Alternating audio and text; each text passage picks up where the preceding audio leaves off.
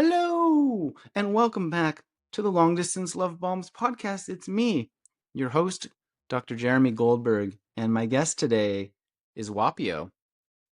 Who is Whapio? Great question, and one that I asked my partner, Kendra Adachi, when she sent me a podcast and said, "Hey, you should listen to Whapio. You should listen to this lady." And I immediately, reactively thought, "Oh, here we go. Who is this? Who is this person? Who is this witchy astrological lady that you're going to send me to listen to?" Because Kendra and I approach things very differently. I am much more from the science, evidence, rationality, thinking ways of living. And she is much more in touch with the intuitive, ethereal, woo woo, touchy feely space. And I mean that with complete respect and admiration, different ways of moving through the world. And so I was like, okay, let me check this lady out. And I listened to the podcast that she was on, and I was blown away by her wisdom and her eloquence and the way that she seemingly effortlessly oozes eldership and wisdom and compassion and love and knowledge. So Whapio runs an online space called the Matrona, which is a portal to the new millennium. She offers programs in quantum birth, holistic midwifery, and wisdom keeping. So she's essentially, for more than 20 years, offered holistic education for midwives, doulas, and birth attendants. She also has a program called the Illuminated Wise Woman. And in this conversation, we talk about birth and the way that she views birth after her multiple decades of experience witnessing birth and giving birth and helping people through birth. And she has various stages that she describes. And I found this conversation so helpful. I learned so much, and I am so excited for you to listen to this one with Whapio. And I think she is a really great communicator. She is an incredible and understanding listener. And she's just somebody that I feel like when you are engaged with her, it's like, oh, you know your shit.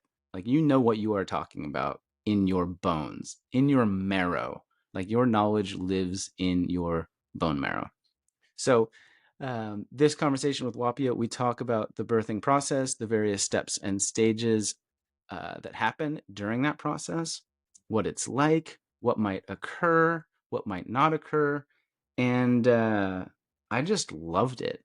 And additionally, Whapio was kind enough to have a conversation with me and Kendra. And so I'm going to put that episode out as like a bonus content.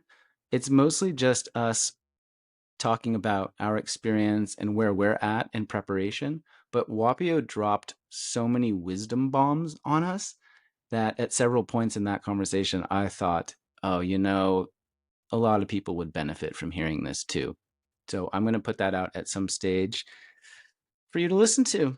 And if you are interested in learning more about birth or midwifery or melding the intuitive with the academic, melding the mystical with the intelligent, Whapio has an entire online space called the Matrona that I will put links in the show notes to.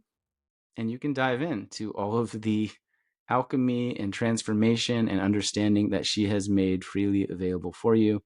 And I know that she also has a mailing list and does in-person events too. So if you're loving this, as I think and hope and believe that you will, you can click the links in the show notes to learn more from Whapio. Okay, that was a long, meandering introduction.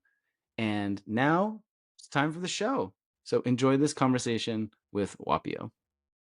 And that should be us underway. But in classic sense, we were just talking and talking, and I was like, we should record this. This feels like a podcast that we could do. But Whapio, welcome to the podcast. Thank you for being here.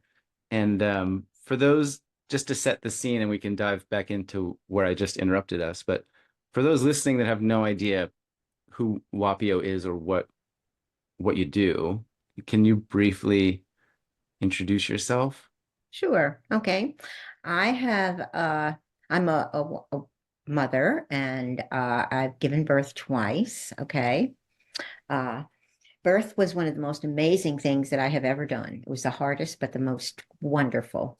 And I decided when I had my first home birth, that this is what I wanted to do for the rest of my life, is to sit with women and families at birth, to hear what they wanted, to facilitate them in any way that I could. All right. Because both of my birthings were so precious to me. And I felt like this is such a precious, precious time. I mean, you could have many babies, but you'll never have this one again. So it matters. It matters how you orchestrate your birth. And this is what I have always been a big proponent of, is families orchestrating their births. And then I'm here to help you facilitate that, make it easier for you. I don't look at myself as a manager, but rather a mentor. And I feel over the years, that's what women have shared with me. We don't really need to be managed. As we were saying yesterday, the being in birth now for 42 years, both practicing birth, midwifery, and teaching for the last 22, I have seen some changes. And the biggest change I've seen is that women and families are showing up for their births. They know it's going to be painful and they'll deal with it. Why? Because this is the most transformational experience in the world. Okay. And I'm so happy to be riding on that wave, okay, of something that to me really matters. Hmm. Okay. So that's kind of who I am. And I've been doing that for 42 years, just following women and families around. And then I'd love to talk, as we unfold, just what women have taught me. Right. Okay. Yeah. Yeah. So you've been a midwife for 4 decades, and I know you also have a school where you teach midwifery. Is that the correct pronunciation? Yep. It's a midwifery education program, year long. Okay.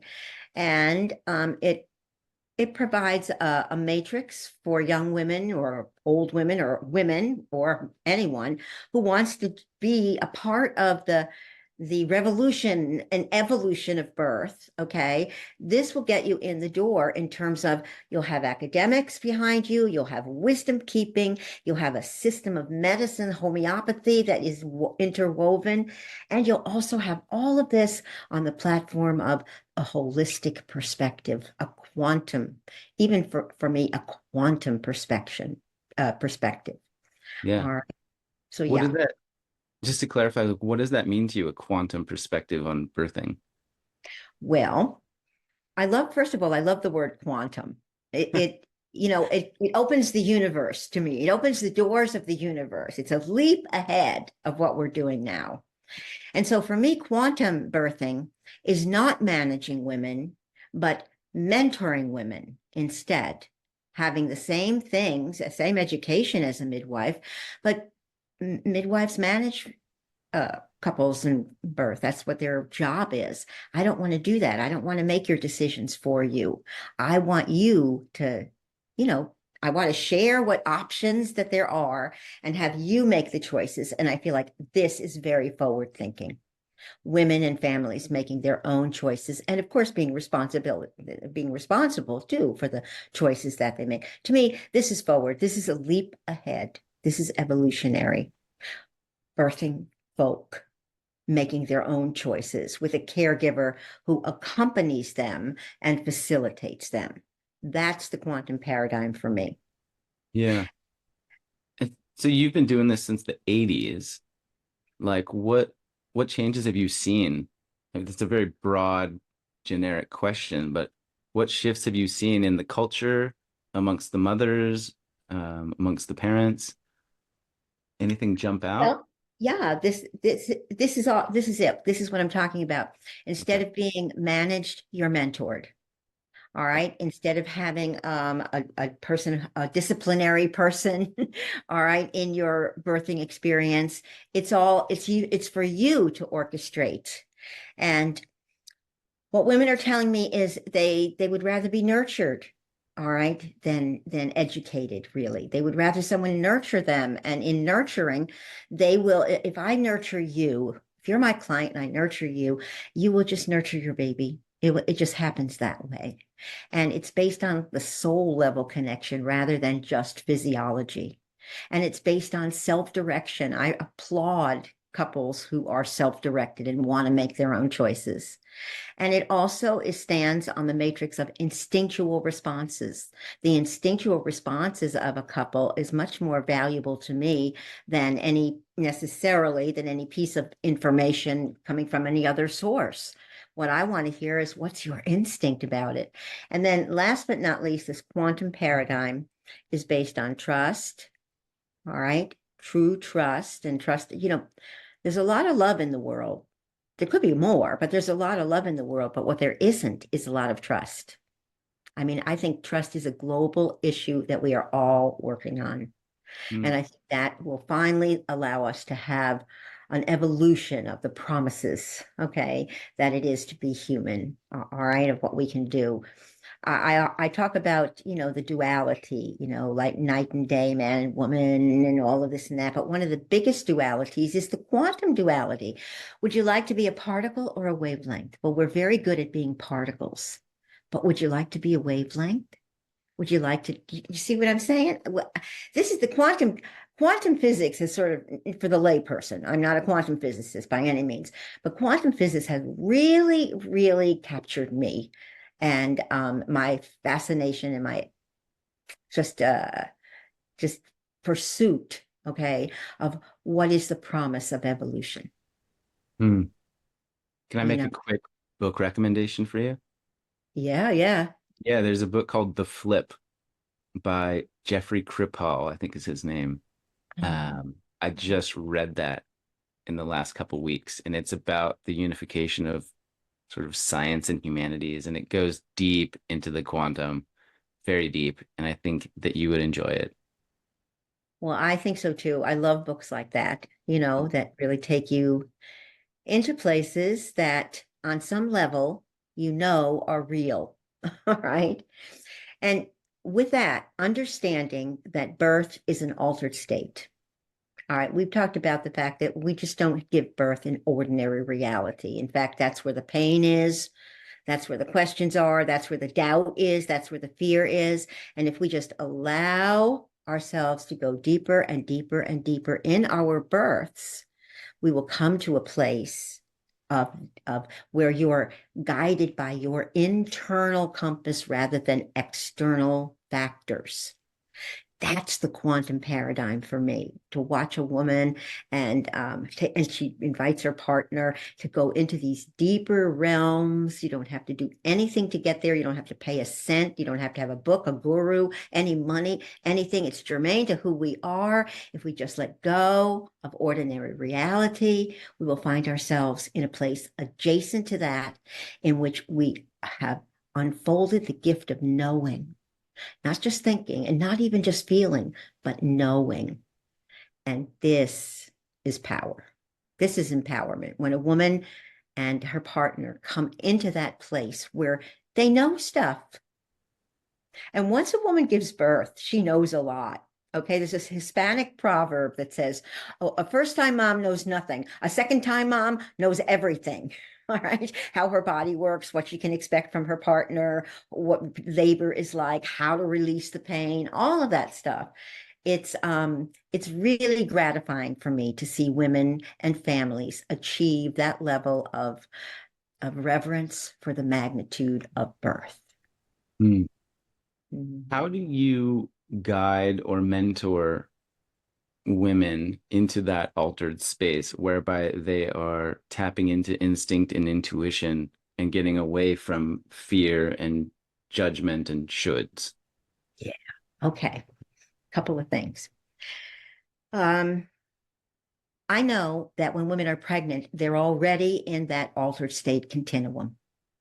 It's a default behavior, and you've noticed it, I'm sure. Okay, that your person changes. They're more emotional, they're deeper, they're more creative sometimes. It's not always just ordinary reality. Sometimes they're a little spacey, sometimes they're more mystical. All right. So what I do is I try to cultivate that with a woman. For instance, women ask me things because they know that I They know that I want to make you happy and I want you to be fulfilled. So how do you want to do prenatal care? Well, one woman said to me, well, Whapio, do you like to hike? And I was like, well, hiking light is good. Well, when we do our prenatal care, can we just take you to our favorite places? Because we worship in the great cathedral of nature. And I'm like, yes, take me there. I want to see what is what empowers you, what your reverence is attached to. And then once time a woman said, Wabio, do you like to dance? Well, I love to dance. She said, well, look, listen, come over to my house 45 minutes early. I have a yoga studio. And she said, you and I can dance. All right, we could just dance. You bring your music, I'll bring mine. So we just danced for 45 minutes, just dancing around and knowing how another woman moves and how you could move seamlessly with her without getting in her way, knowing when she's ready to focus on you and look at you. But when she's ready to just allow herself to go way back or way deep. So I like to do what women ask me to do because I know that they're going to show me how they give birth, how they're going to give birth. And then once a woman said, Wabia, do you belong to the Y? And it was like the YMCA. She said, yeah. And I said, no, but I could. She said, okay, let's do that because I want to have my prenatal care at the Y. And I was like, okay. So here's what would happen. She would call me up around 5 o'clock and she'd say, let's go to the Y. And at 5 o'clock at the Y, all the daytime classes are over and the nighttime classes haven't begun. So you have this great big pool to yourself. So we would get in the pool and we would paddle out there under the diving board to the deep end. And we would just stay there. She would tell me everything. Everything from the deep end. She would tell me what her dreams were, what her fears were, how her partner who was cooking dinner while we were doing this at the Y, and we just did soul level connecting under the diving board in the deep end. All right. This is how I facilitate women going into altered states because all of those places are altered states dancing, nature, and the deep end. All Yeah. right. There's So, something so beautiful about that. Like I picture that in a movie scene or a TV show of you swimming out into the deep end of the YMCA to go deep with a woman.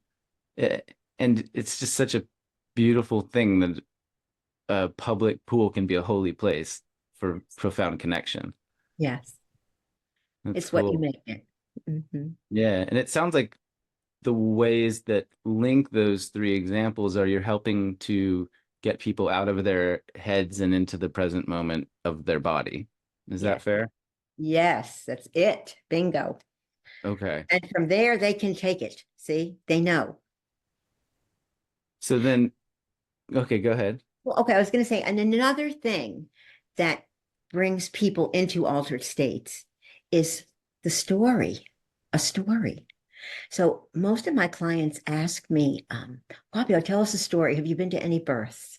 And do you have permission from the mom and dad to talk to, because, and I'm like, oh, yes, let me tell you what Francine did. Or, oh, do you know how Louise got out into her altered state or something like that? Or, well, she had a long labor, but she had to cross this bridge in her labor. And sometimes women do. They have to cross this bridge in labor. And what do we do for them? Well, we can't pull them out. All right. Otherwise, they have to go back in, but we can be waiting for them on the other side. We can be cheering them on. We can be witnessing them in one of the hardest, maybe, things that they've ever done. And so let me tell you that story of how this woman did that. Women love to hear stories about how other women birthed their babies. What position did she use? You know what I mean? Well, where was her partner? Was her husband there? Oh, every minute, And these are the things that keep women excited, all right? Knowing that someone really is invested in their birth with them, knowing that someone is trustworthy and can take them that way, all right?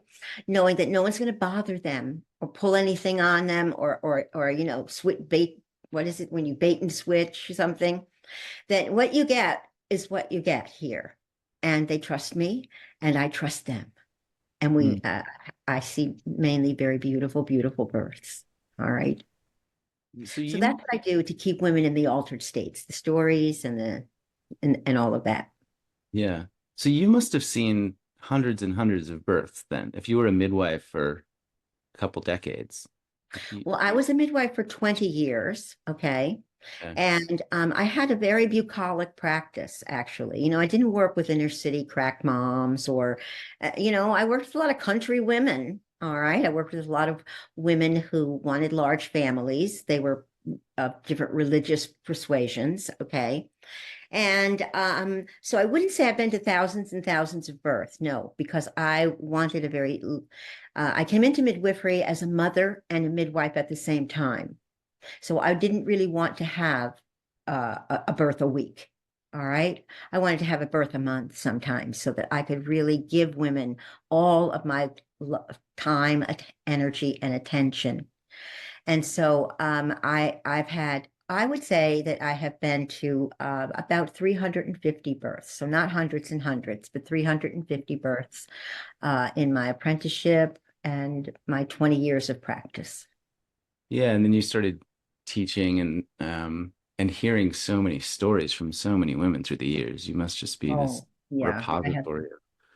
Um, okay, so shifting a little bit to Kendra, my partner, is obviously pregnant, and we had a conversation with you a couple days ago that I might actually put out as a separate, like a bonus podcast, because um, while we did delve a little bit into our personal stuff, you also produce so much knowledge and wisdom that I feel like it would benefit a lot of people.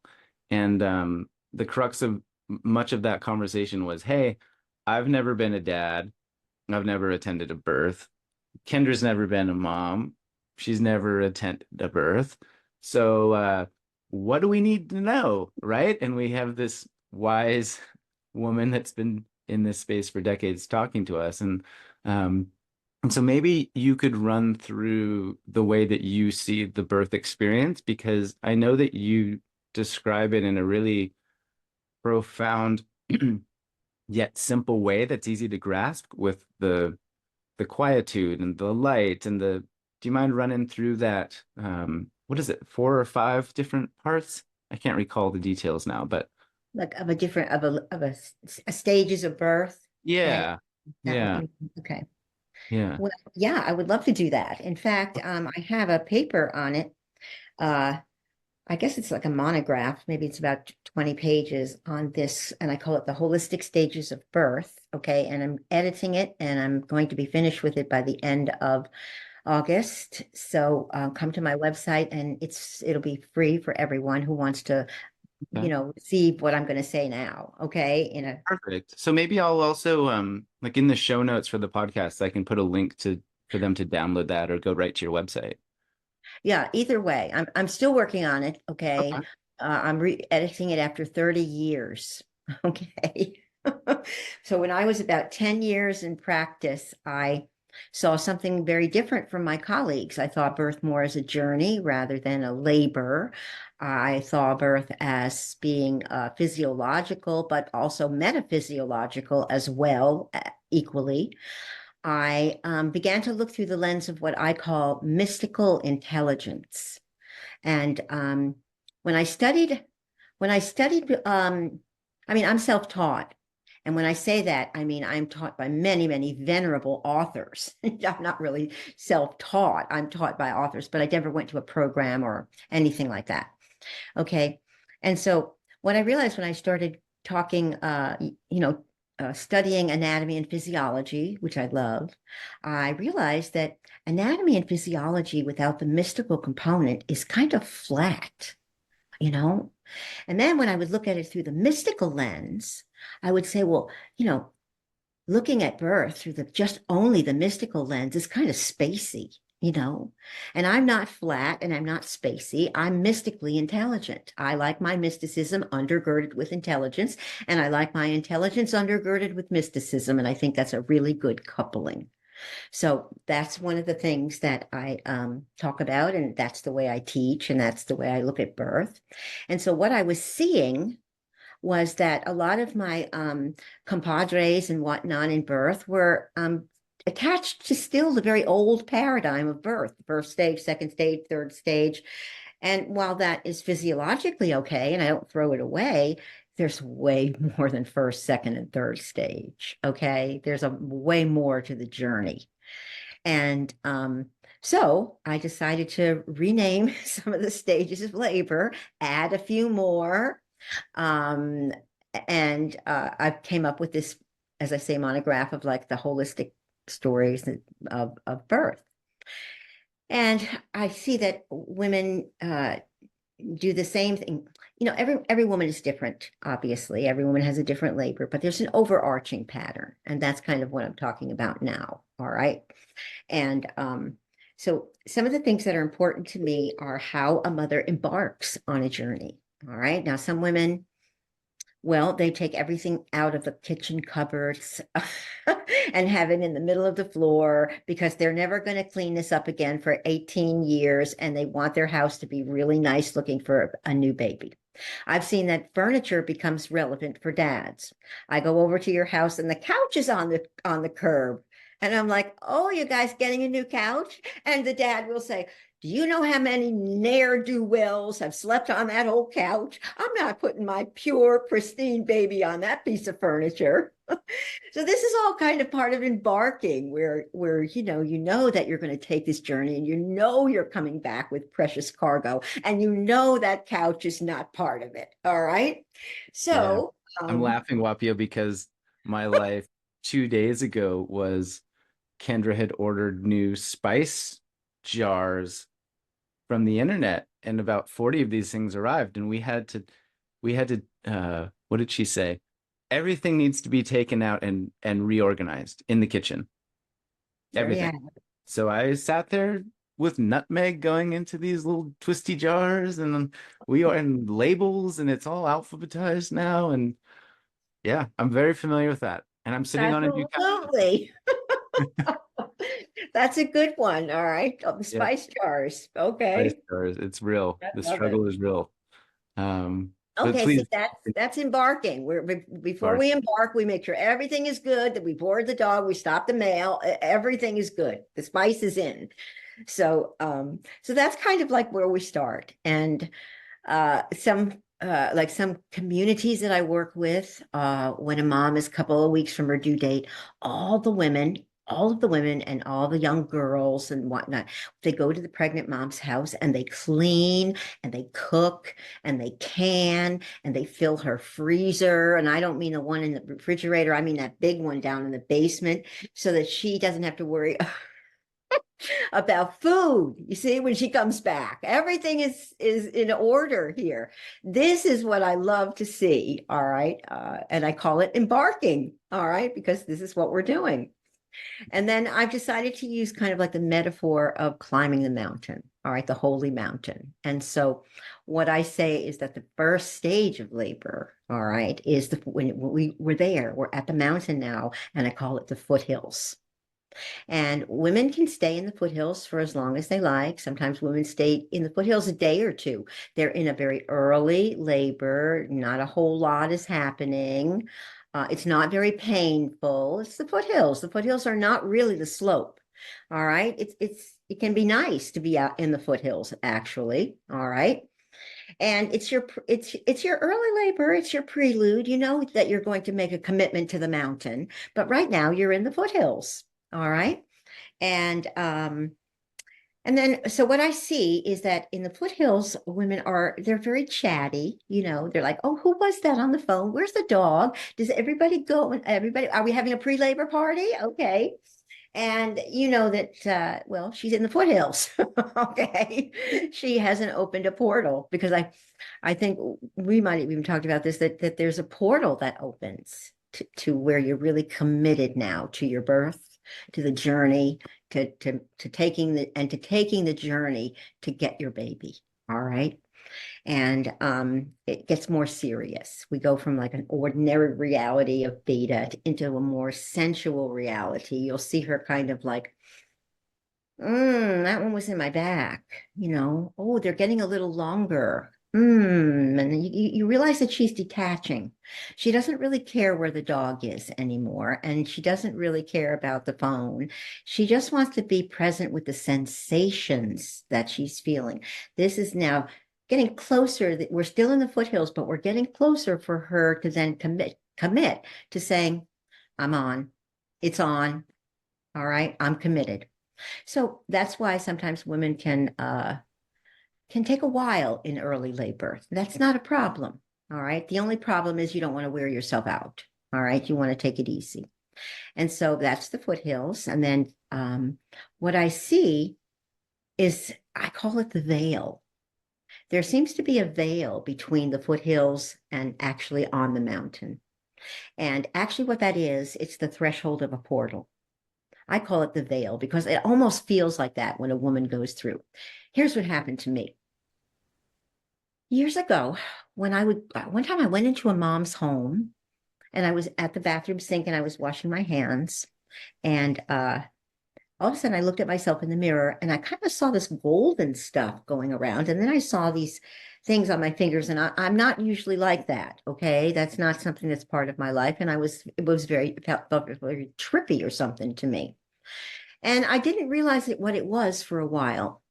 But if I go into a woman's house and I have that, I call it an aura, and I have that aura where there's some golden stuff in the air, I know exactly where she is in labor. She has opened that portal. She's come through the foothills, moved through the veil, and we're on. But if I don't see it, I'm like, oh, well, we're working towards that. All right. These are things, auras that I get where I don't really have to check a woman's cervix or do anything to her. I just have to look at the air. And, I ask other midwives about this. I say, do you see something or do you have some kind of a thing that happens before things get really on? And women tell me, oh, yeah, there's a smell in the room. And I'm like, I don't get that one. What is that? What's it like? It's like a tang. It's the smell of birth. And I'm like, oh, all right, I don't get that one. One woman told me it's not gold. I see this little, like a red mist in the air. Oh, that's nice. Other women say, no, it's the way that density of the air in the room changes. It gets really like slow-mo. I'm like, I get that one too sometimes. I mean, I get the golden things, but I get the slow-mo, like everything is moving now in a different way, slower. All right. A lot of midwives get that. That's a big one. All right.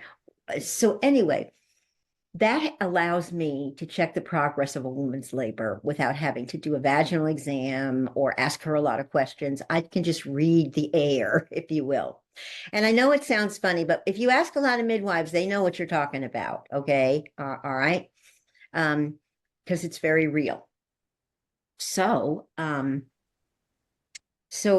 what happens then is after she opens that portal, it's sort of like she's gone through the veil and things are going to change. And now she's going to find a more serious rhythm to her experience. The contractions are getting longer. They're a minute long now as opposed to 30 seconds in the foothills. They're a minute, they're 80, 70, 80, 90 seconds. I mean, they're getting stronger and longer. And you're sweating a little bit because you're climbing that mountain. And um, this is where pain relief comes into play. All right. If a woman is exhausted or if a woman is being talked to, or a lot of external forces are being like, oh, we need to change this. We need to do your blood pressure. We need to talk to you about something. This is sometimes where a woman would lose her footing. Imagine if you were climbing the mountain and then all of a sudden, here comes a helicopter saying, are you okay? We're going to download something for you. Here's some water. You know what I mean? And you're like, what? So I feel like when she's really on that mountain, all right, um, she'll she'll look to go deeper. She'll want to go deeper. She'll remember the stories that we talked about. She'll have her own instincts. She'll look at her partner. She may want only eyes for her partner because it's getting longer, it's getting stronger. It's really real right now. Okay. And I need to find my rhythm with this. And you'll see women do all kinds of things. They'll walk gently, or they'll, once I worked with a woman who she would feel a contraction coming and she would run. She would try to outrun it. All right. And then it would catch her and she would be like, oh, it's got me. But that's how she worked with her labor. Okay. And women love that story. Okay. The woman who outran her contractions. Oh, It's a but great book title. so uh women, women do all kinds of things to get to find their rhythm. And in my opinion, they usually do. They go into like a theta state where if they can minimize the distractions, they will hear her baby, her partner, his instincts, her instincts, whatever. It's really, you'll see her moving away from ordinary reality, and you will want to go with her. All right. And sometimes you get the invitation, all right, and sometimes not. And she's counting on me to not let anyone in that isn't of this realm, all right, to be the doorman, or to notice that if something is out of line in the room, take care of that for me, okay? And it's more like I've got your back. All right. I'm not telling you what to do. I'm telling you that I've got your back, whatever you do. Hmm. And that's a big difference. And then I want to talk about this thing. We talk about it when your cervix and your lower uterine segment are almost pulled up and your baby's head is no longer even in the uterus. It's in the yoni, vaginal area. It's we're being going to be birthing shortly, or, you know, so, so what happens here, a lot of times the contractions are long and strong. Sometimes this is the most open a woman has ever been. And sometimes you're not sure, the contractions are long, it's really hard. And what I see happening here right now, because this is where a lot of times women lose it and say, I can't do it this anymore. I can't do it. Where's my ride? All right. And and you can tell she's almost there. We need to have a name for this thing, this phenomenon where you went to massage school and then a month before you graduated, you decided you weren't going to go back. What? Or you're running a marathon and then just you can see the finish line, but you're like, slow down and I need a rest. Yeah, Okay. It's this phenomenon where when you're almost at the top, you let it go. You know what I mean? I Okay, this is do. Yeah. the thing. So this So happens in labor. This happens in transition. She can see the top of the mountain, but she's like, no, I don't want to do this anymore. No, let's go in. No, I'm not going to do this. And you're like, okay, but you're like, all right, what do you need? And various women need various things. Some of them need reassurance. Some of them need being left alone. The Japanese midwives taught me that when a woman is flailing like that and can't manage her energy and all, and no, it's too hard, I can't get there, but you're almost there. No, I don't want it. Well, they wrap you up in a sheet like a cocoon, and they put you in another room until you can gather yourself together. All right. And then you call and you say, okay, I'm ready. I'm ready to come out. Now, I see this happening. I see that a woman will often not necessarily have to get wrapped up, but she will realize that her energy is way out there and she needs to collect it. She collects it and collects it. All right. And it's hard to explain, but you'll see it if you're not bothering her. You'll see that she's collecting every single atom of who she is across the vastness of time and space to come here to me right now and make a solid core. And every particle of me, every particle of me that's gone to other galaxies or everything, I command, I command it back. Why? Because I am going up that mountain. I will make an act of will. And when I make an act of will, it's not a suggestion, it's not a guideline, it's not an affirmation, it's an act of will. I will do this. Imagine this. Some women, it's the first act of will they've ever made. And some women make acts of will every day to live. All right. But it's amazing to see a woman gather herself together and then have this adrenaline rush and have this oxytocin, okay, and just be that person that goes up to the top of the mountain. And I feel like a lot of times we take that time away from a woman. This is the time when she learns to make an act of will, and this is the time we feel so much empathy and sympathy that we want to carry her up the hill. Don't do it. Don't do it. This is not about being in agony, by the way. If someone's in agony, we would certainly not allow that to continue. But give a woman a moment. She knows what she's doing. She'll come into it. She'll make that act of will. And then on that journey through the foothills and up the mountain to the temple to find the temple, all of a sudden, she is the temple. She's at the top of the mountain. She had her, I call it summoning. All right, we call it transition. I call it she summons. She summons herself.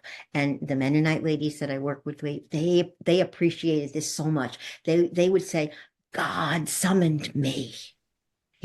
God summoned me. And I see it in all walks of life, in all spiritual traditions.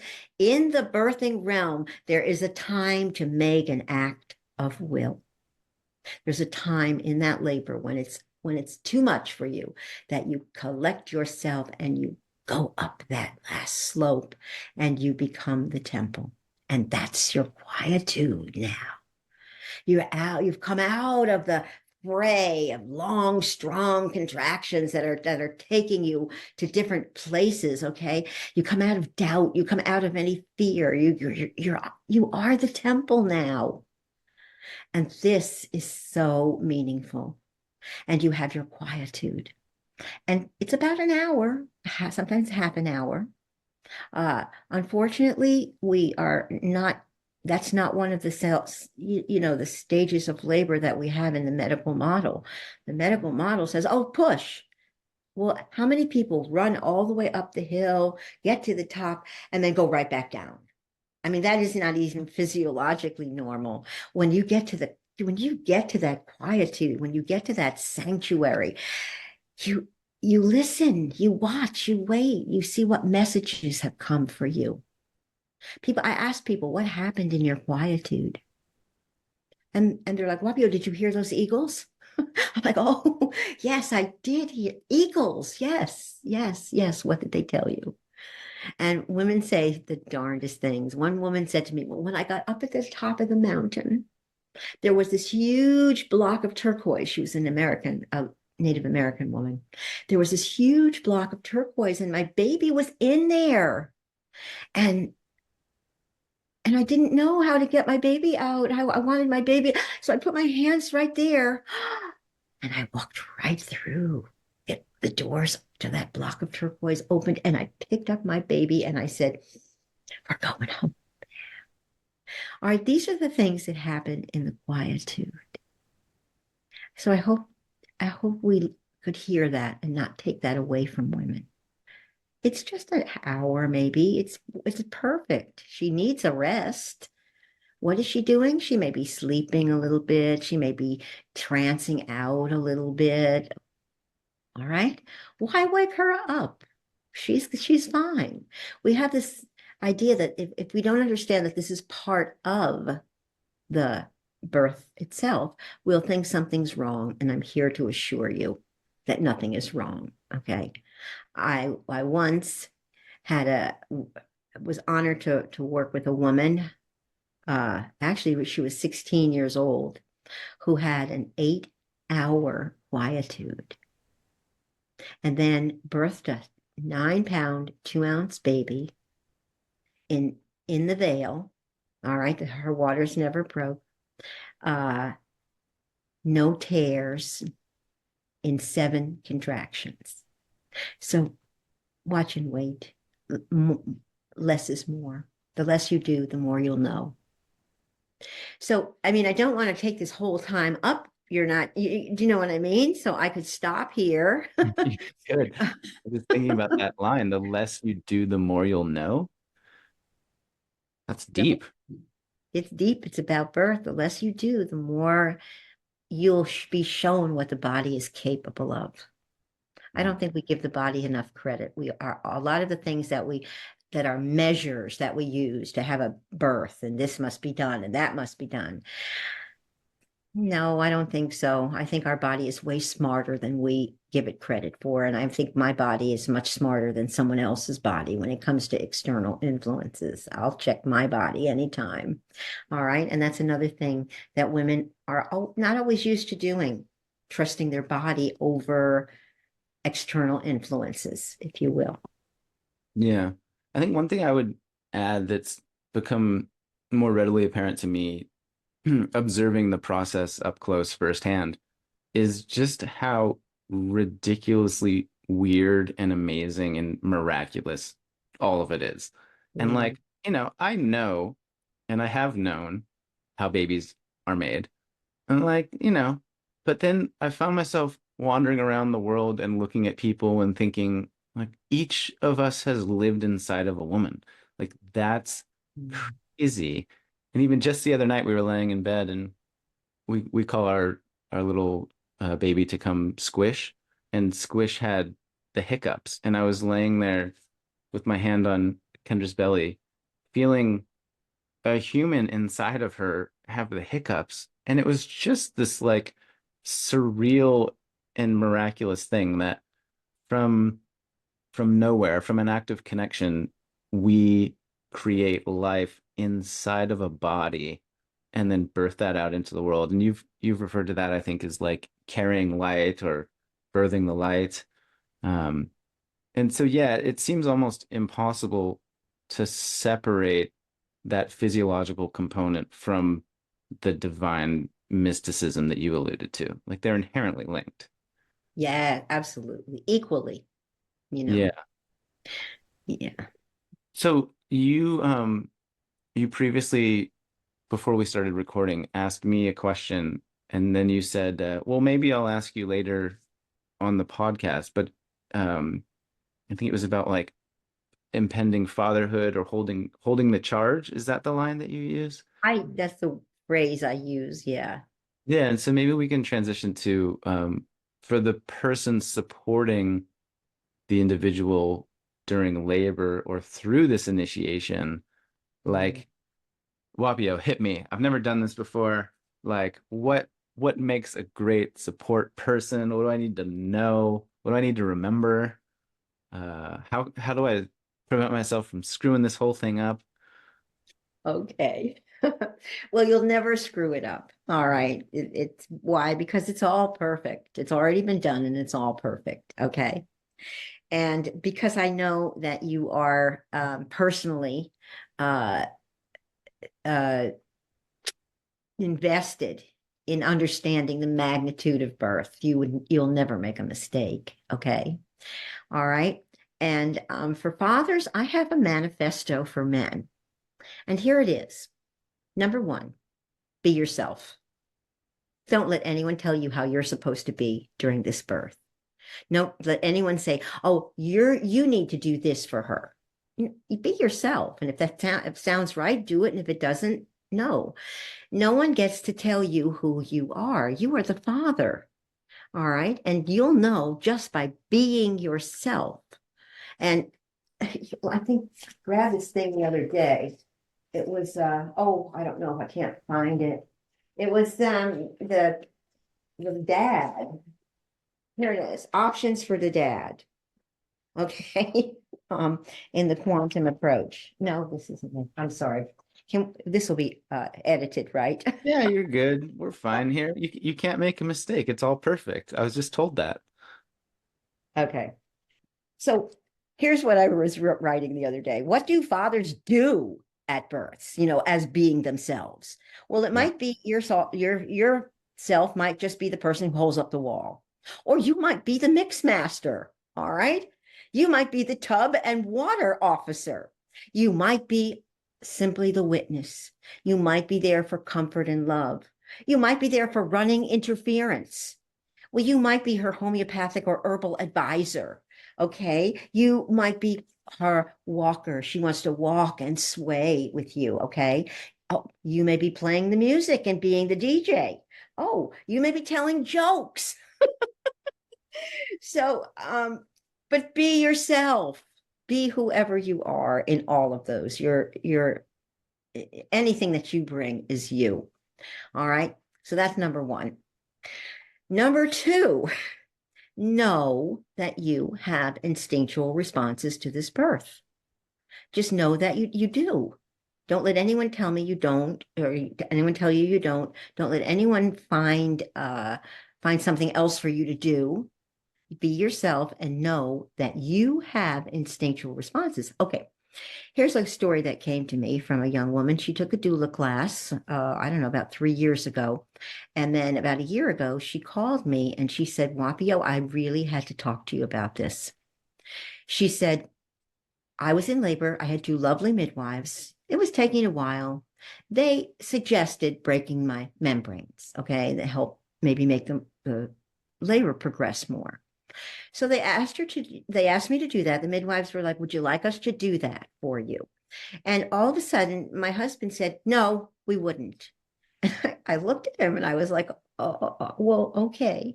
And the midwife was like, no, it's really safe. And, we'll be very gentle. He said, absolutely not. And she said, well, honey, why? And he said, I don't know, but we're not doing that. She was like, well, okay, I'm going to go with my husband. And then she said, I had to call you because after the birth, we realized that the place where the little amni cot would break the bag would go right in. And right there were some veins and arteries that were not attached to the placenta.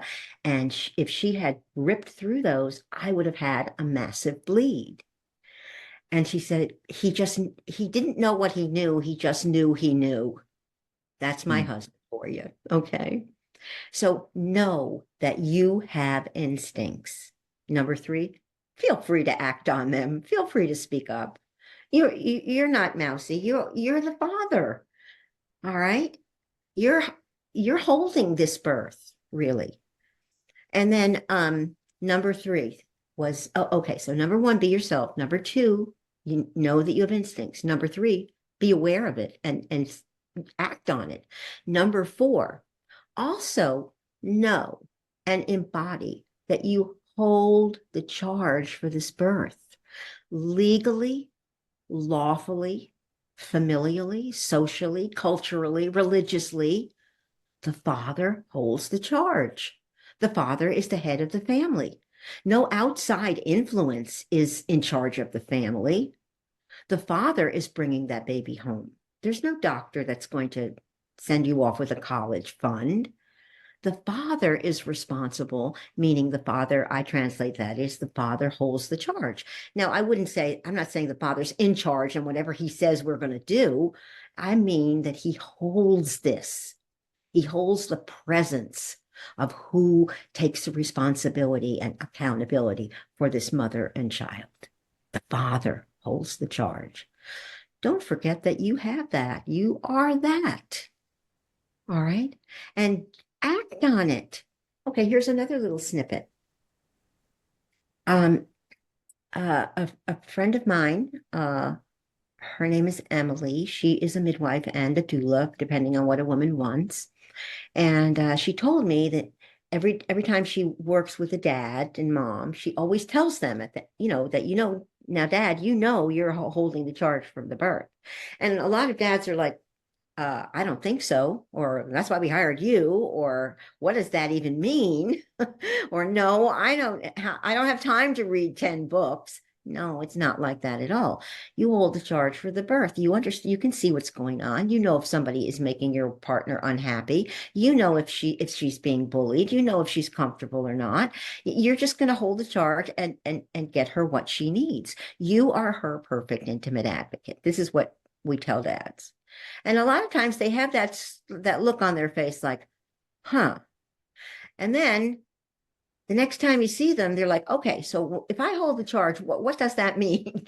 All right. Well, what would I be doing? And that I feel like men, when they're presented with a very emotional task, like you're holding the charge for the birth, they're like, well, wait a minute, that let's back up. Let me figure out what that means. Let me kind of put that in English and and then they come forth and they're like, okay, so what do I do? Well, you just be you. You do all these other things. You be you, you have instinctual responses. So she said, I told this to the dad, and he was like, well, okay, I can do that. Sure. All right, I can do that. And what happened was this: his wife had had a seizure during the pregnancy, and no one knew where it came from. No one knew why. There were no deleterious effects from it. It was just they had a seizure. So at that point, they decided they would have their baby in a hospital. They had wanted a home birth, but they felt the mom especially was like, no, I that was terrifying. I don't I want to be in a hospital in case that ever happens again. The doctor said, I doubt it will. We're not seeing any reason. Anyway, they were my friend Emily said, the dad and I, they were in a very small room. She said, I think it was a cleaning closet at one point. There wasn't much room in there. And all of a sudden, the mom had a seizure. And they came running down from the nurses station, and people were running in the room. And it was a tiny room to begin with, and here comes one person, here comes another person. One person is saying, sit her up. Another person is saying, lie her down. Another person is saying, give her a drink. Another person is saying, put a rag in her mouth. And Emily and the dad looked at each other like, this is nobody knows what they're doing here. This is ridiculous. And all these people are in the room, and it's like, and then the doctor comes in flying, skirts flying, and with her clipboard, and all of a sudden the dad stands up and says, there's too many people in this room. I need you to leave. Well, everybody started leaving, even the doctor. And then the dad said, Doc, will you stay? She said, okay. And the dad said, well, all right. What just happened? Well, your wife has had another seizure, and you know, I don't know why. Everything looks fine. We've got the baby on the monitor, and everything looks good. And you know, and the dad said, well, what would you do? She said, oh, I would have a C-section. And so the dad said to his wife up here, she's sitting in the bed. Well, what do you think, hon? Oh, she said, that was terrifying. Yes, let's have a C-section. He said, are you sure? Because, he really wanted a home birth, the vaginal. But she said, darling, I want a C-section, please. The dad said, so it is. So the doctor said, okay, I'll get everything ready. All right. And we'll do a C-section as quick as we can. And the dad said, Doc, before you leave, he said, come here.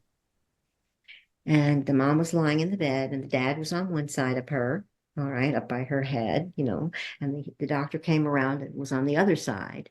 So there they are, the dad, mom, and the dad and the doc and the mom, all right.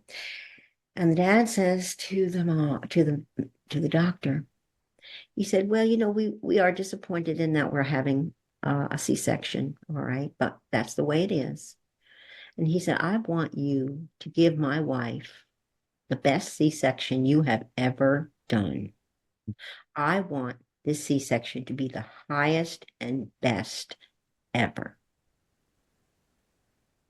So the doctor looked at him and looked at her, and she said, I will.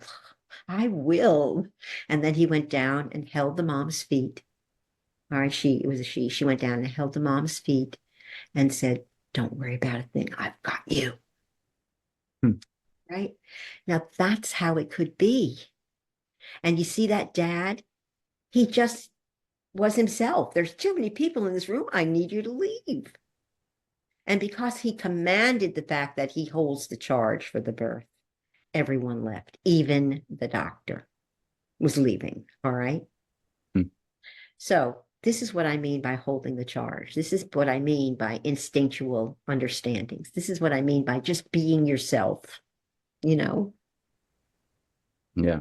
Ow, huh? It's so good. You've really landed that in me. And like the playful younger part of me imagines making a joke and then Kendra frowning and shaking her head and like Wapio told me to be myself. Like I'm just being myself.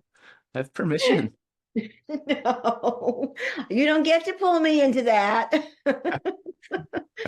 Uh, No, well, that's beautiful. Thank you.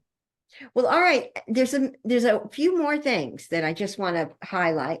And Okay. one of them is know that you hold the charge and be aware of it, but also act on it. You have the right, the legal right to say, I don't like what's happening here, or she said no, or can we listen to her, or whatever. Now that's not necessarily only for a hospital birth, but usually that's where you see that. Most midwives are going to listen to you, you know. And all right. And okay, so then what I say is also after you have been aware that you hold the charge and that you have acted on it, you're primed to act on holding the charge, that you show up in your highest and best, that you do that. If it's hard for you, if you're intimidated by a doctor or a nurse, move forward. If you don't agree with your midwife, but you don't want to disagree with her, you be your highest and best. Your wife, your partner, your baby deserves it of you. They deserve your highest and best. All right. Mm. No excuses. All right. So that's my manifesto for men. Beautiful. It's really good. Yeah, I love it. Yeah, is that going to be part of your 20-page document that you alluded to? Yeah. Uh-huh. And Absolutely. excuse my ignorance, Wapio, but do you have a book? Have you written a book? Well, Or is this going to I be part of this it? is this I've written this little thing here. Okay, it's kind of a book, all right, and Yeah. it's Quantum Midwifery, Altered States, and the Journey of Undisturbed Birth by Whapio. All right, and this is what I'm re-editing and revamping because I wrote this 30 years ago and a lot has changed, okay, and a lot in the way I would explain things. So that's kind of what I have coming. And I was thinking about putting it in a book so that it could be I'm putting it on the website so anyone can have it, but then I'm thinking of putting it in a book where someone could buy it and give it to someone as a gift for out of in Yeah, yeah. pregnancy or something like that. Yeah. Absolutely. And nowadays with self-publishing and all the options available, I think that's a great idea. Well, thanks for that affirming thing. Yeah, no, absolutely. Um, okay, so I'm conscious of time, I'm conscious of life. Is there anything that we haven't hit upon that you, as final words of wisdom or advice, need to communicate, or are you feeling pretty good with how it's gone? Well, I don't know if we talked about this when we met before, which was a wonderful experience meeting Kendra and having her open up so much and so beautifully, and you Mm, too, of course. All right, you being the holder of that space for her and for me to offer anything. And the last thing is remember that this is your baby and no one else should touch your baby for a while. You know what I mean? Don't relinquish your baby to anyone else. Don't let anyone colonize your baby. Okay. Did we talk about the colonization We thing? did, Sort of. yeah. Yeah. So Yeah. just make sure that as the dad, you know where your baby is at all times and who's got the baby. And oftentimes it's you. All right. If the mom needs to get up and go to the bathroom or, doing something, you are the person actually that is most invested in this baby. So you should have this baby in your arms at all times if they're not Mm, in the mom's arms or grandma's or something like that. Okay.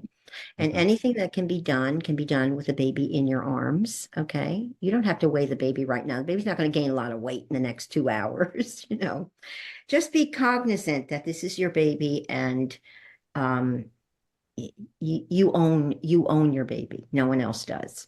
Okay. Mm, okay. But otherwise I feel like that's part of the father holding the charge. Mm, All right. You never let your baby like, where's the baby? Or no, no, no, the baby doesn't go over there. You can do it with my arms, that kind of thing.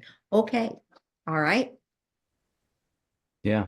So Uh, thanks for listening to me, and thanks for having me on here. And no, I'm honored, truly. This is wonderful. Kendra and I have different ways of seeing the world, and I'm a recovering scientist, very analytical, very skeptical, and she's much more firmly planted in the garden of the woo and the magical astrological divine.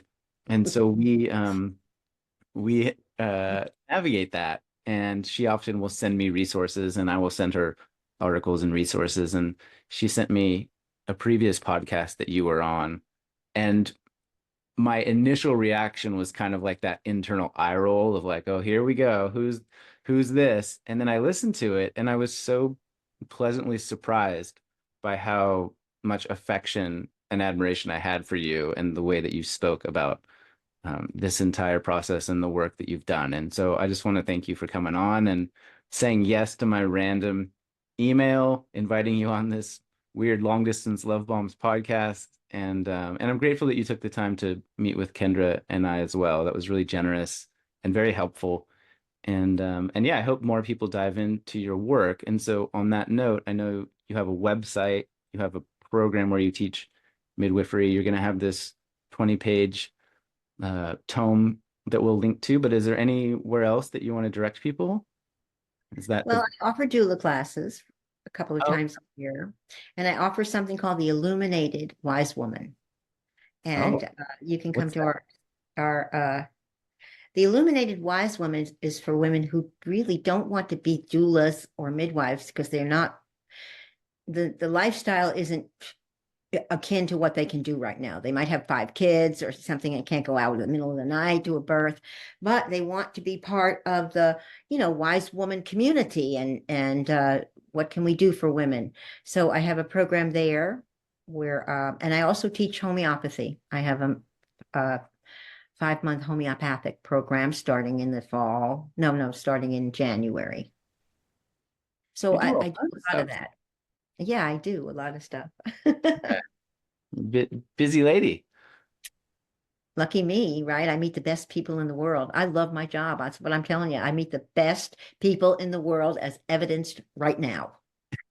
Thank you. And I think that energy comes across in your demeanor and your personality and even the way that you spoke today. It's like my impression, having done, hundreds of these conversations now, is like, oh, this lady really is where she is supposed to be in the world and she's doing what she should be doing. And I love when I come across very aligned people who are like doing it. We went on a big hike in Banff a couple weeks ago, and this Via Ferrata up a mountain, and we had this guide that was just so perfectly suited to that job. And his disposition, his personality, his humor, his compassion, it was like, oh, this guy is doing exactly what he should be doing in the world. And I feel that from you, and I know that you have impacted a tremendous amount of humans through your work, and hopefully this podcast helps to spread that ripple out even further. So thank you again, and hope to talk to you soon.